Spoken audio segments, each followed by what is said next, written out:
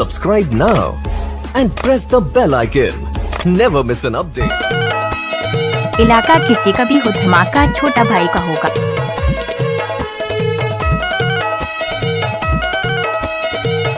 दोस्तों ये वीडियो अच्छी लगे तो सब्सक्राइब और कमेंट करना ना भूलें।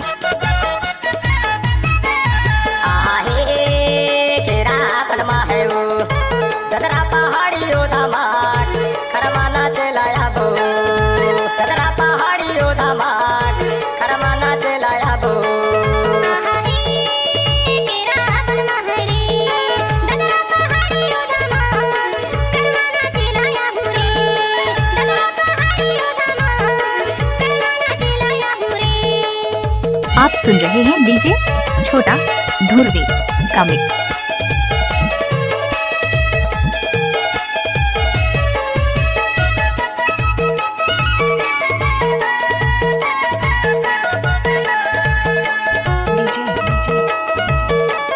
छोटा धुर्वे पहले बोले हम के डार ददर बोले मजूर सही ददर बोले मजूर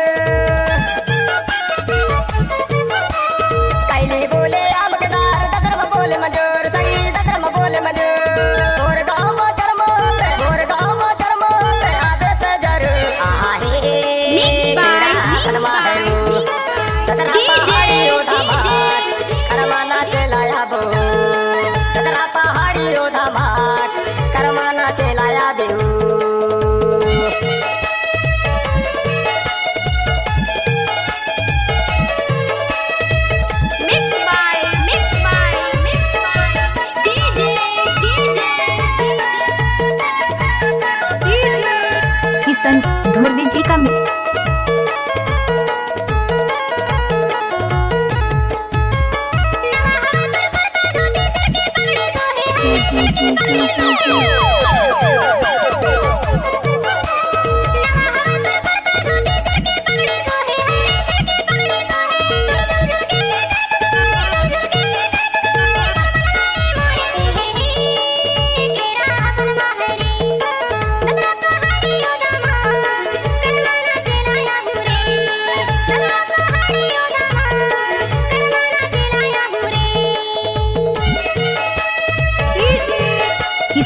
धुर्वे जी का मिक्स।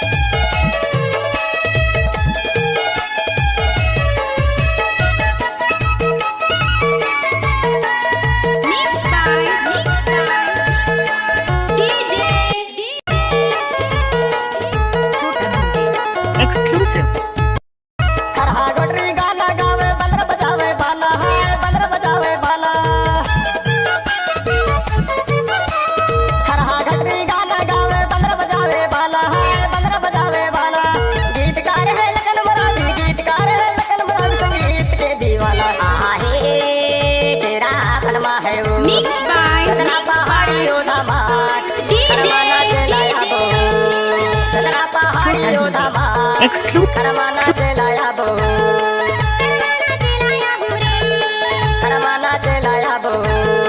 आप सुन रहे हैं डीजे छोटा धुर्वे का मिक्स।